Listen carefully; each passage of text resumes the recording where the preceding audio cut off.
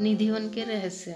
निधिवन के मंदिर में शयन आरती करने के बाद सभी श्रद्धालुओं को बाहर निकालकर मंदिर और निधिवन क्षेत्र को करीब 7 तालों से बंद कर दिया जाता है। ताला बंद करने के पहले मंदिर के गर्भगृह में भगवान के लिए नीम की दातुन, पान का बीड़ा, लड्डू और श्रृंगार का सामान रख दिया जाता है। रात में यहाँ कोई नहीं आता, लेकिन फिर भी आश्चर्य के 7 तालों में बंद मंदिर को जब सुबह खोला जाता है तो पान चबाया हुआ, दातुन की हुई, लड्डू खाया हुआ और श्रृंगार का सामान इस्तेमाल हुआ मिलता है। कहते हैं कि इस मंदिर के दरवाजे अपने आप ही खुलकर बंद हो जाते हैं, लेकिन यह किसी ने देखा नहीं। हालांकि लोग इस संबंध में अपने अनुभव जरूर बताते हैं।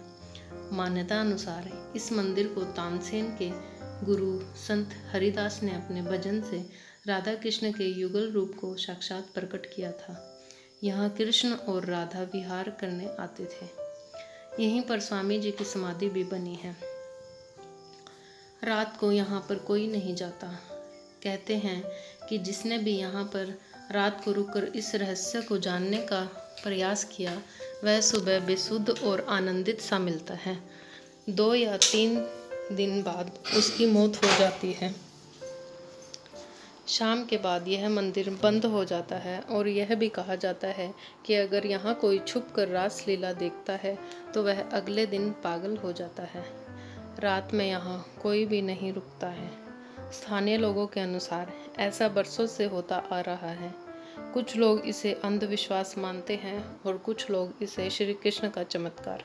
हालांकि सच क्या है यह तो शोध का विषय है ही।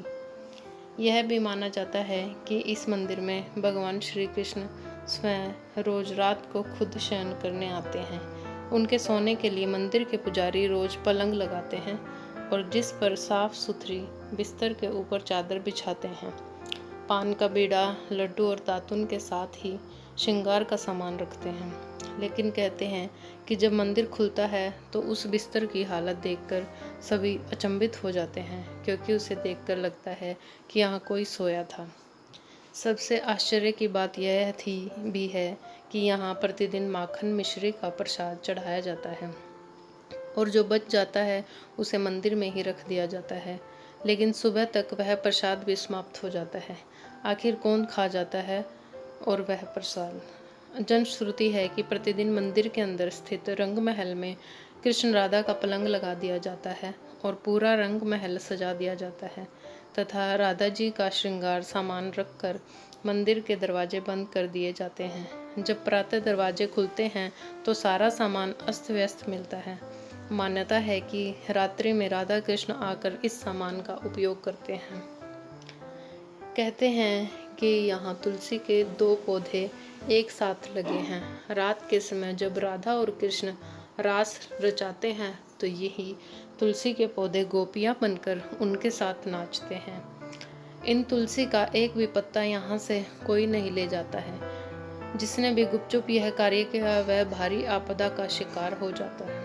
इस मंदिर के परिसर में उगने वाले पेड़ भी अजीब हैं। यहाँ के पेड़ की शाखाएं नीचे की ओर बढ़ती हैं। यह भी जनश्रुति है कि रात में ये सभी पेड़ गोपियाँ बनकर श्री राधा और कृष्ण के साथ नाचते हैं और सुबह होते ही पुण्य पेड़ बन जाते हैं। इन सभी पेड़ों को गोपियाँ ही माना जाता है। श्रीमद् भागवत के 10वें स्कंद में रास पंचाध्यायी में भगवान श्री कृष्ण द्वारा शरद पूर्णिमा को यमुना पुलिन में गोपियों के साथ महारास के बारे में बताया गया है। आज भी शरद पूनम पर निधिवन में होती है विशेष रासलीला, लेकिन कोई इसे देख नहीं सकता, बस महसूस कर सकता है। कहते हैं निधिवन के आलिंगनबद्ध पेड़ दरअसल यही रास रथ गोपी कृष्ण हैं, जो प्रातः होते ही पेड़ बन जाते हैं और रात्रि के नीरव में रास करने लगते हैं। यहाँ के आसपास के अधिकतर घरों में खिड़कियाँ नहीं हैं और जिनके घरों में हैं वे शाम की आरती के बाद खिड़कियाँ इस डर से बंद कर देते हैं कि कोई मंदिर की दिशा में देखे नहीं, अन्यथा वह अंधा हो जाता है। जय जय श्री राधे श्याम।